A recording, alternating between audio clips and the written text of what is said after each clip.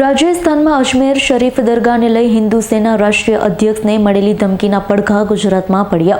અજમેર શરીફ દરગાહની જગ્યાએ શિવ મંદિર હોવાના દાવાને લઈ હિન્દુ સેના રાષ્ટ્રીય અધ્યક્ષને સુરક્ષા પૂરી પાડવા ગૃહ મંત્રાલય દિલ્હીની રજૂઆત। અજમેર શરીફ દરગાહની જગ્યાએ શિવ મંદિર હોવાના દાવાને લઈ હિન્દુ સેના રાષ્ટ્રીય અધ્યક્ષ સુરક્ષા પૂરી પાડવા ગૃહ મંત્રાલય દિલ્હી રજૂઆત કરતી ગુજરાત હિન્દુ સેના દરગાહને લઈ જેહાદી માનસિકતા ધરાવનારોને જાનથી મારી નાખવાની ધમકીઓને લઈ ગુજરાત હિન્દુ સેના પણ ઈંટનો જવાબ પથ્થરથી આપવાની તૈયારીમાં પીછેહટ નહીં કરે।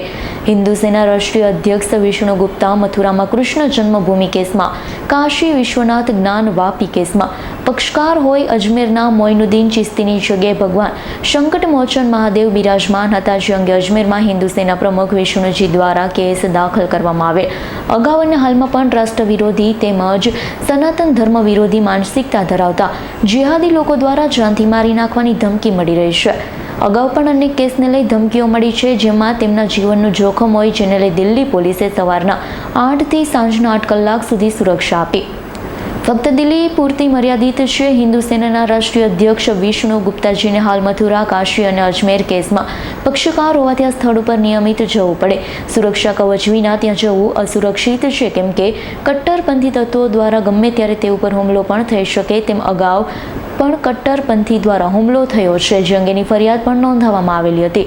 ઉપરોક્ત તમામ કેસના કારણે દિલ્હી સિવાય અન્ય રાજ્યોમાં જવાનું થતું હોય, સંગઠનત કાર્યો માટે પણ જવાનું થતું હોય છે। વારંવાર સર તનસે જુદાની જેહાદી માનસિકતા ધરાવતા લોકોની ધમકીથી હિન્દુ સેના ડરી જશે નહીં। અજમેર કેસને લઈ વારંવાર મળતી ધમકીઓના પડઘા ગુજરાતમાં પણ પડ્યા છે। આવી ધમકી સામે ગુજરાત હિન્દુ સેના અધ્યક્ષ પ્રતિક ભટ્ટ દ્વારા જેહાદીઓના ઘૂંટણીએ નહીં પડવા પરંતુ ઈંટનો જવાબ પથ્થરથી દેવાની તૈયારી દર્શાવી।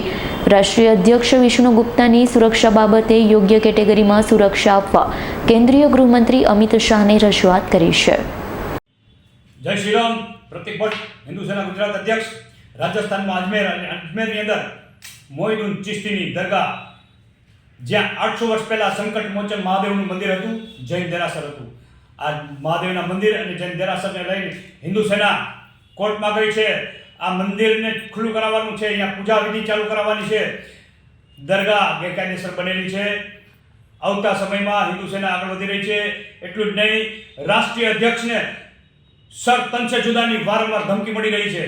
આ કેસમાંથી હટી જવા માટે અને જાનથી મારી નાખવાની ધમકી મળી રહી છે, ત્યારે એના પડઘા ગુજરાતમાં પણ પડી રહી છે। ગુજરાતના હિન્દુ સેના વતી હું એટલું કહું છું કે ઈંટનો જવાબ પથ્થરથી દેવામાં આવશે।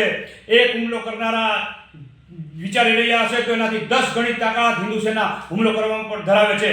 અમે કેન્દ્રના ગૃહમંત્રીને પ્રાર્થના કરીએ છીએ, વિનંતી કરીએ છીએ કે આવતા સમયમાં રાષ્ટ્રીય અધ્યક્ષ વિષ્ણુ ગુપ્તાને યોગ્ય કેટેગરી મુજબ સુરક્ષા પૂરી પાડે।